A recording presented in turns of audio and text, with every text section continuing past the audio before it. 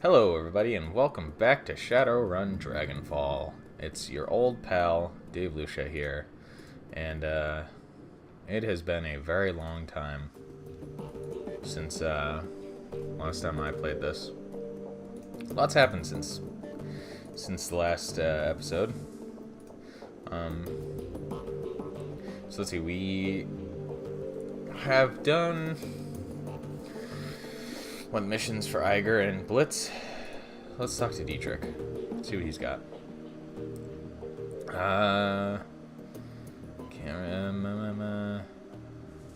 Okay. Well, we haven't. I don't believe we've asked him. What if you were to pick a fight with a different kind of dragon? Say maybe a gang or a corporation. He pauses for a moment. That's an interesting idea. If it were big enough, heinous enough, he might be satisfied. I've never tried to bargain and negotiate with Dragon Slayer before. Not sure how I feel about it. I don't know how you take it either. Dragon Slayer doesn't like to be questioned, and his temper's even shorter than mine. But I'll tell you what, boss. I'll think about it. Okay. Well, alright. I guess that settled that. Let's talk to Blitz, get an update on his story. Oh, hey, Chief, you're back. And you got the box, right? He takes an eager step towards you, his hand extended. Give it here, please.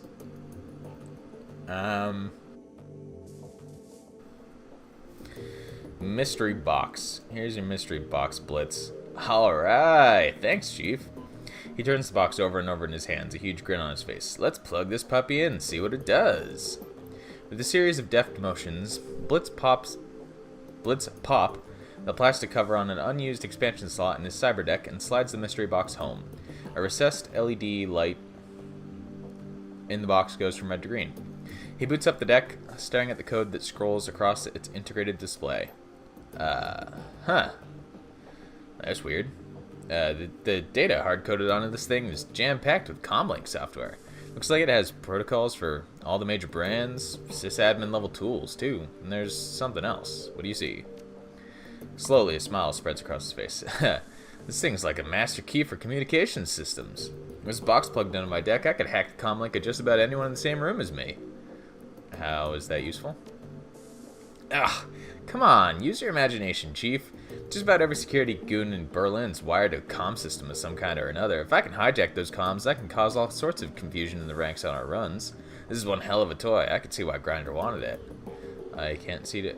I mean, I'm a decker, so I don't bring you along, but, yeah, Chief, me either. So is there anything else you want to talk about, or can I start playing around with this thing? The vault door, the one you forgot to account for. His mouth drops open. Of course it was, Chief. I'm shocked you'd even ask. Would you think that I'd purposefully strand you in a bank vault? I mean, what kind of asshole would I have to be to do that? If it wasn't part of your plan, it was an oversight of epic proportions. You can see how that isn't much better, right? Ah, come on, Chief. Like you've never made a mistake. Look, you can land-base me all you want. Aside from that one little detail, the plan was perfect. I'm proud of my performance in there. How's the Emily thing going? Yeah, actually, I've made some headway. For the first time in a year, I got a solid lead. I thought I'd looked everywhere. Between my contacts and myself, we'd scoured all of M's old haunts, both the meat space and the Matrix. But what I never thought to do was dig for clues in my own cyber deck. Seems so obvious now, but back then I couldn't see it. I mean, she was running from me, right? So why would she leave any breadcrumbs for me to find? Anyway, I did some housekeeping. I discovered something. On the morning that Emily disappeared, some information vanished from my cyber deck as well. She did a good job of covering her tracks, but I can see the signs. She grabbed the file and ran, end of story. What kind of data are we talking about? No idea, Chief. I grabbed it on a lark when me and Emily were goofing around in the Matrix. The file was encrypted all to hell, and I could never get it open. I only took the damn thing because she told me not to. She said the security would be tight, and then I'd get myself killed. But I waltzed down in there and took it all the same. You should have seen me, Chief. It was a thing of beauty. I don't think I've ever been as much on my A game as I was that day. Where'd you take this data from? Corporate database, you know, no big deal. Which corporation, Blitz? Oh, you know, no one important. I stole it from Mass Technology. Tinge of red crawls into his cheeks. He shuffles his feet. In hindsight, it might not have been the best of ideas. You think? I mean, Emily wasn't too impressed either. Our only really big fight was over that stupid file. Anyway, time passed. Eventually we made up and laughed the whole thing off, or at least I thought we did. Truth be told, I forgot all about it until I realized that the data had gone missing. What are you gonna do about it? I don't know, Chief. This whole incident has me rethinking a whole lot of things. What if she took the file to protect the Azzies? What if she's with them? I gotta admit, this has me worried. I'm even more torn up now than I was before. You can see the concern gnawing at him. I don't know what to do, but I'm open to suggestions. If the Azzies hadn't come after you yet, they probably aren't going to. Do I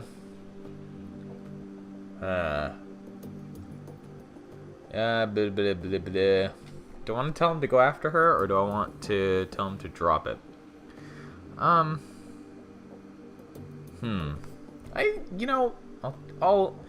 urge him to get back into the Matrix and find her. He nods. Who am I kidding? You're right. I won't be able to stop thinking about this until I found her. I might as well keep trying. Thanks, Chief. You've been a huge help.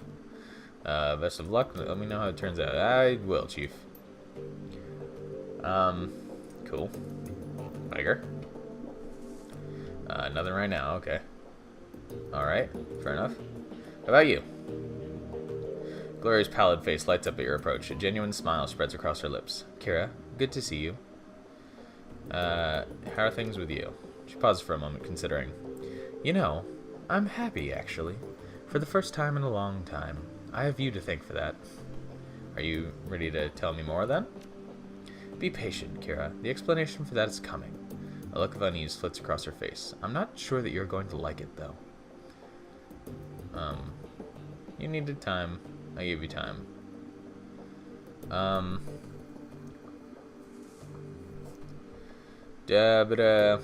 Push? Push. Yeah. Gloria looks troubled, more so than you've ever seen her before. Whatever memory she's dredging up must be painful. Exceedingly painful. I'm not gonna lie, I haven't been looking forward to this, but yeah, it's time. Kira, look, I'm about to tell you some things about myself that might change your opinion of me. It's entirely possible that you're going to hate me based on what's coming up next. I've accepted that, and if that's what happens, I sincerely believe that I deserve it. She looks you in the eye, her expression grim. So tell me, are you sure that you want to keep pushing forward with this?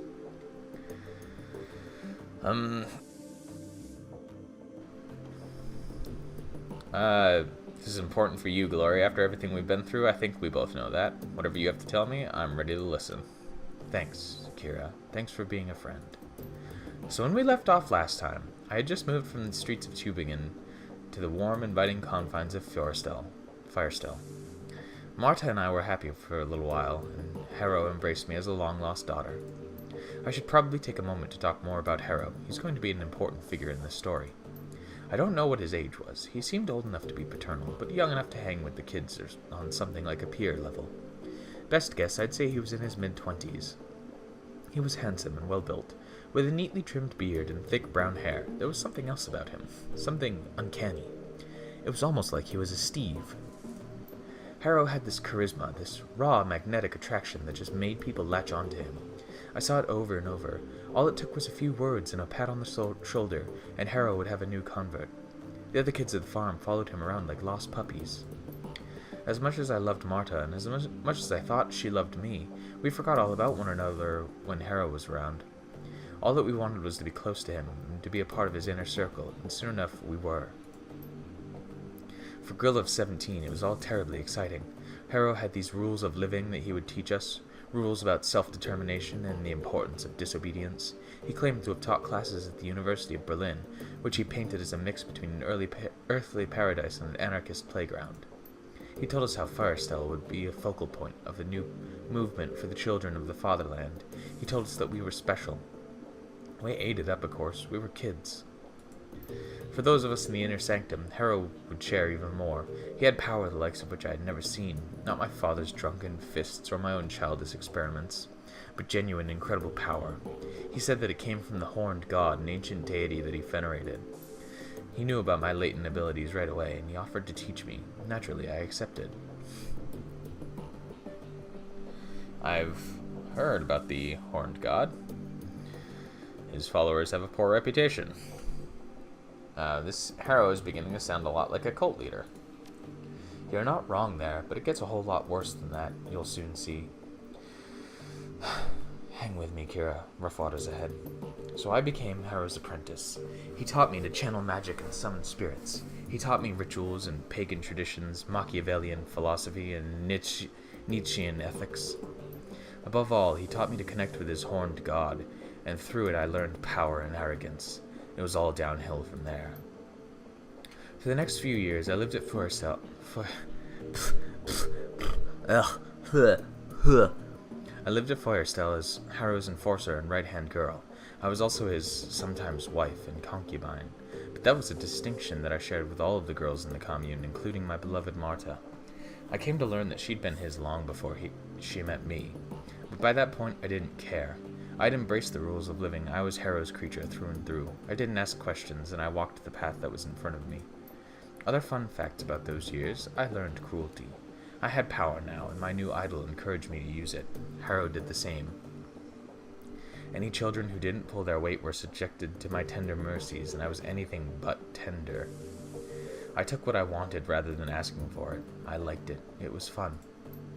I also came to learn that Harrow's horned god was not the Eichenfürst worshipped by throwback cults across Germany.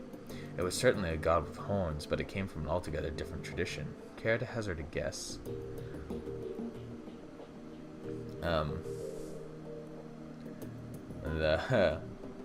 The devil?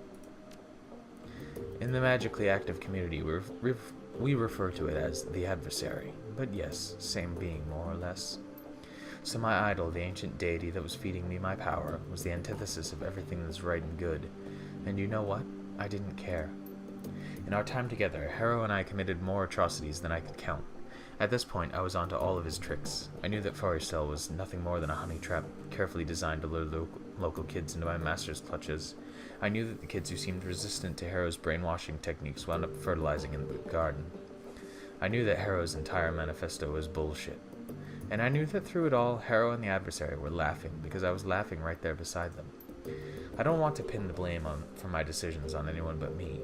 That said, I would like to posit that my father's connection to the Kreuzritters might have helped play into my willingness to serve the adversary. In my warped, indoctrinated little brain, I equated the church with evils. The opposite of that, I figured, had to be, well, if not good, then at least not totally bad. But I was kidding myself, of course. My new deity was the very definition of bad. Serving it made me bad. End of story. I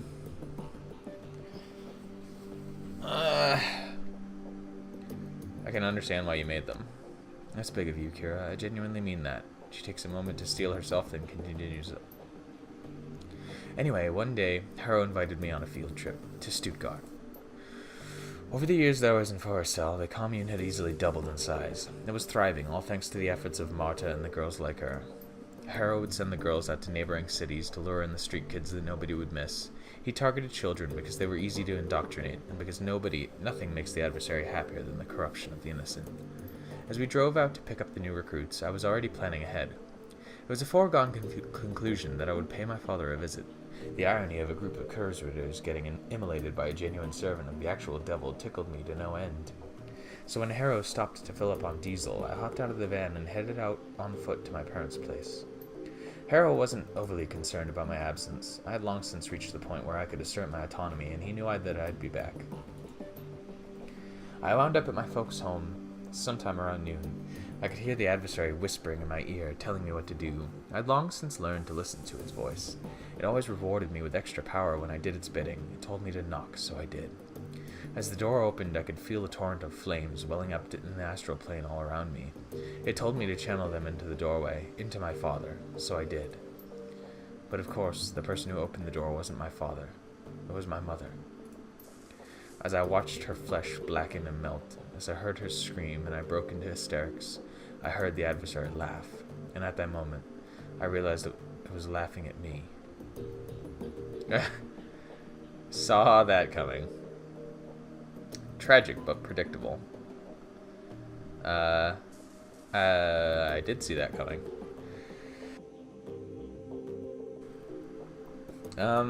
Yeah, saw that coming. Glory nods, a grim expression on her delicate face. In hindsight, yes, you're right. It was inevitable that this would happen. I was a fool and a puppet, and any power that I thought that I'd had was on loan from a being that craved my own misery. It was like a lever had been pulled. All at once, the bubble popped. I wasn't a powerful servant of the adversary. I was not Harrow's #1 girl. I was a ridiculous little fool who willingly tied her soul to the worst thing in existence. Realizing all of this was one thing, actually fixing it was something else entirely. I knew that I had to get away from Harrow. That was the first thing to do. So I bit my lip and did my best to ignore the happy babble of the new recruits on the trip back to Forestell, and I managed to get through the ride without screaming. Once we were back at the commune, I broke into Harrow's safe, stole all of the commune's resources, and ran. I don't know when Harrow realized what I'd done, or whether he even cared. All that I know is that nobody came after me, so I kept running and running until I got to Berlin. Getting past the wall was fairly simple. You know how easy it is to obtain falsified papers. The biggest obstacle that I faced during my flight was the adversary itself. I could run from Harrow, but how do you run from something that's tied to your own soul? I have a feeling that I know. The haunted look in Glory's eyes is heartbreaking. She gives you another curt, grim nod. I walked into the office of the first street doc that I could find, pointed at all the biggest, bulkiest pieces of cyberware that he had on display, and told him to put them into me. He tried to upsell me on better merchandise, arguing that what I was asking for was old and inefficient, better suited to be installed in a museum than in the body. He told me that I'd be shredding my essence, and that once it was gone, I'd never be able to get it back. I stuck to my guns. After all, shredding my essence was the whole point. Glory looks up at you. Her eyes are sunken and hollow, and the aura of loss about her is palpable. She looks like a woman who's been through hell. That's all for now, Kira. You've heard the tale. You know why I am the way I am. You know the things I've done and how much I have to atone for. If you still want my company, fine. If I've lost your friendship, I understand that too. But for now, I need to be alone. Well, okay. I don't exactly want to... Hi, Dante. Pet. Woof. Like, I don't want to go for the next mission yet. Also, I love how I don't want to go for the next, actually, what? Do I...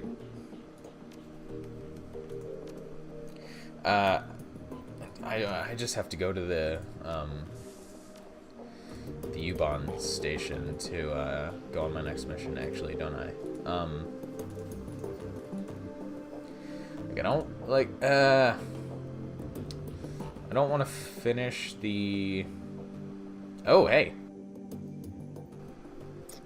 Back when we took on Humanist, you said that you fought in the Night of Rage. I'd like to hear more about that. He nods and fishes in his jacket pocket for his flask. Alright, boss, so we can talk about it. Sorry I mentioned that Berlin's punks and anarchists joined forces to fight off the racists, right? After a long, bloody fight, we beat them. What I didn't mention is how I figured into all this. I'm an anarchist at heart, always have been, but at the time I fit squarely into the punk camp. I was 32 at the time. Messerkampf was still touring. Not as much as we did when we were kids, but we had a following. Yeah, I guess I was sort of an elder statesman for the scene. When we rallied to fight the racists, my followers came along for a ride. A bunch of young kids, all full of piss and vinegar and the immortality of youth. I was full of that good old Dragon Slayer spirit, pissed off and itching for a fight.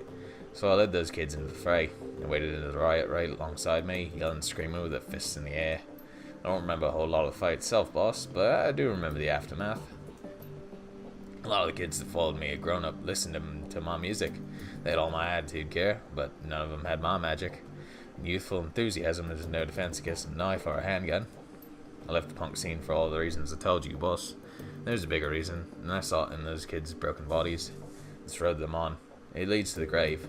I got the power to make it a leisurely trip, but make no mistake, that's where I'm headed.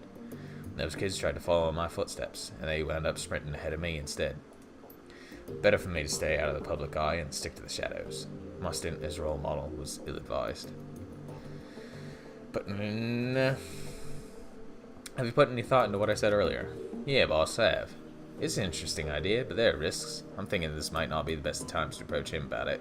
He's just also my magic, remember? If our discussion turned into an argument, he could take back all that magic in a heartbeat. And then where would we be?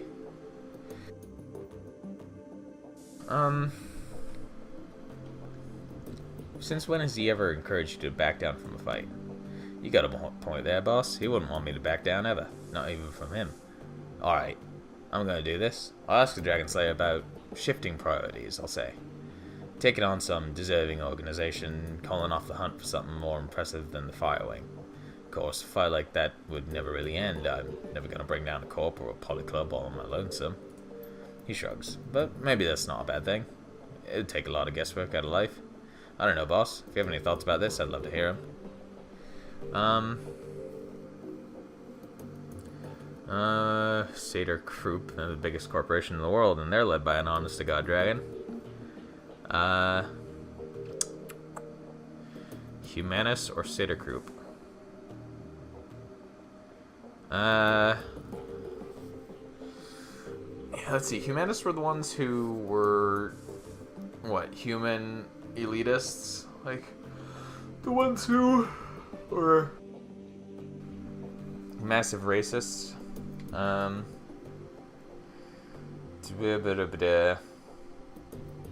Big and bad. How about?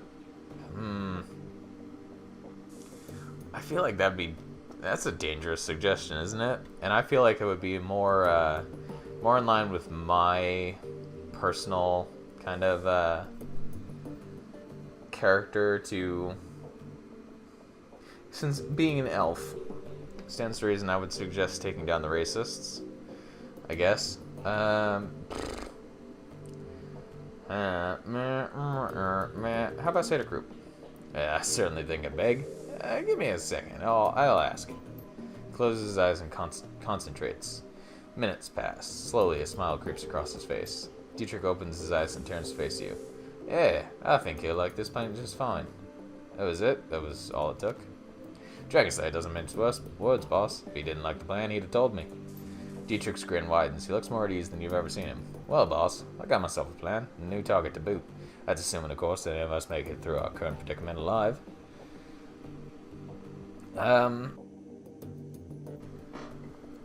If you've got a handle on your connection with the Dragon Slayer, you could probably reach out to your old community again. He nods. Yeah, boss, I was thinking the same thing. Maybe I could give back a bit. Fix some of the damage I caused in my misspent youth. After we're finished dealing with the crisis in front of us, that is. It's a good thought, anyway. I'll keep it in mind. Okay. I don't, like... Gloria favors you with a weak smile, her expression cautious. You're suddenly aware of how very small she is. Hoi, Kira. I've got to admit, I've been treading this. So, now that you know what I've done, what I am, are you here to tell me off? I wouldn't blame you if you were. Truth be told, I wanted to check and see how you're doing.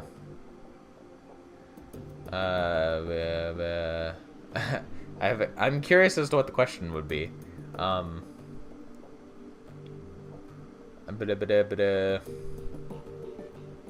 you're doing? Not great. Struggling. About how you'd expect. Oh, okay. Alright, I have a question for you. Yeah? What's that? You've escaped from Harrow, but he's still out there. If you're looking to atone for your past, don't you think that shutting him down would be a good place to start? Are you still looking for closure? Because your story had a lot of loose ends that need to be tied up. You got out of here still, but Harrow's cult is still up and running, right? Still full of kids. Okay. So there's 3 ways of asking the same thing, basically. Yeah, don't you think shutting him down would be a good place to start? Or still full of kids who are being brainwashed? Shouldn't we be doing something about that? Shouldn't we do something about that? She holds her silence for a long time. Finally, she nods. Yes, I've been thinking about this for a long time, Kira, and every time that I've gotten close to making a decision, I've turned and run away again. No more running. I'm ready to face this thing, but I can't do it alone. I'm going to need your help. That's the idea. Alright, if we're going to do this, we need to be clear on what our goal is. There are a lot of innocent people in that place, lost street kids who got sucked in by Marta and the other girls like her. Saving them won't be easy, but it feels like the right thing to do. But then, there's also Harrow to consider. I want that man dead.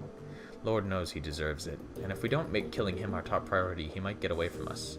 If that happens, if he runs, he'll eventually start up another cult somewhere else where we can't find him, and all of this will have been for nothing. We're likely to run into other complications as well, so I think that we need to make the decision here, up front. What would you do in my place? Rescue the kids or take down Harrow? I don't think we can manage both.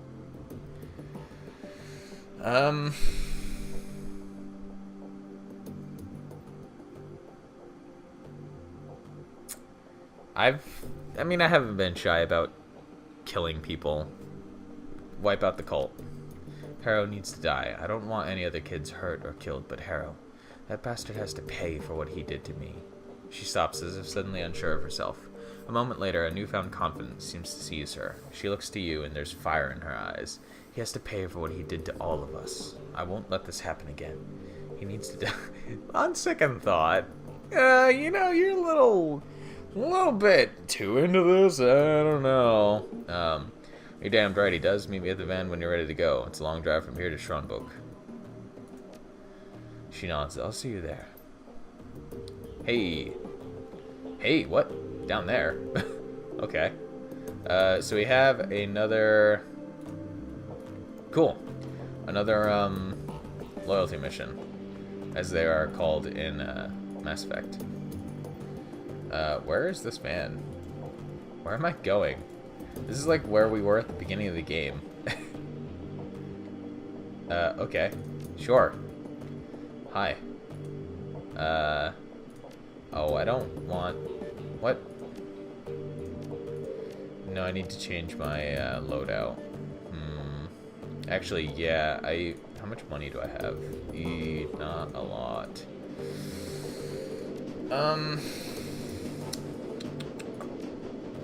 Yeah, I need to change my gun back to my pistol, which I can do, I'm assuming, through the pre-mission loadout, but just to be safe, going to go up to this. Hey. Yeah, no. Take that off. I'm not spec'd for grenade launchers. As fun as that would be. Also, might want to take...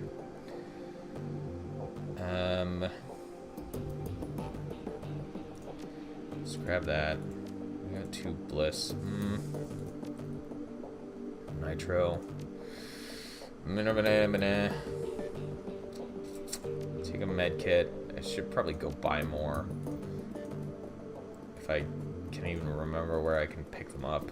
I guess just go down and see the dock. I don't know.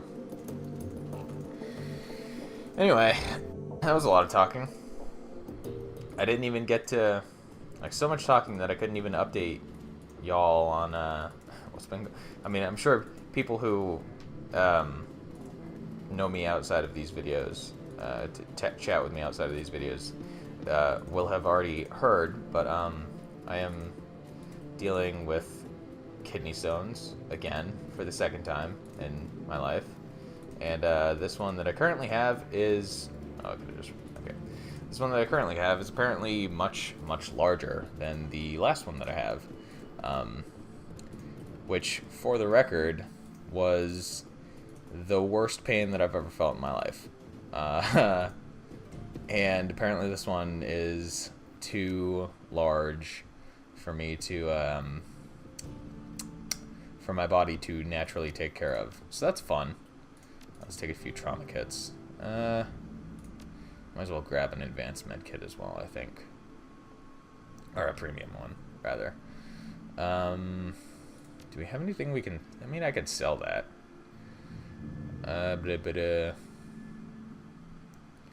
Sell the flash. Hey, he pays good money for that. The grenade launcher. We'll hold on to the grenade launcher. Yeah. Yeah, yeah.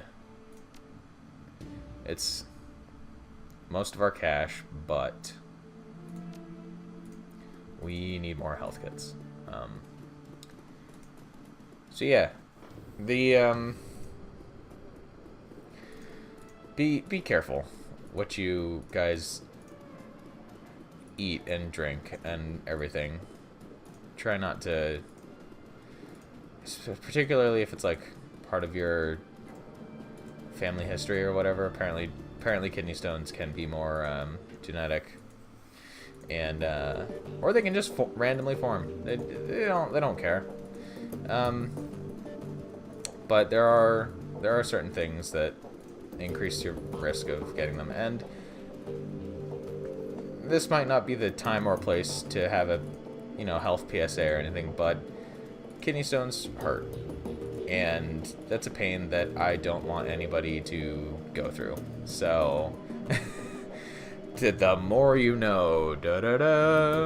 I'm gonna leave it here, and I'm gonna get back to you guys next time, where we're going to take this van, this van, and see what Gloria's mission is all about, and then maybe see if we can go on a mission with Dietrich, or go on to what might be the final mission of the game. I don't know.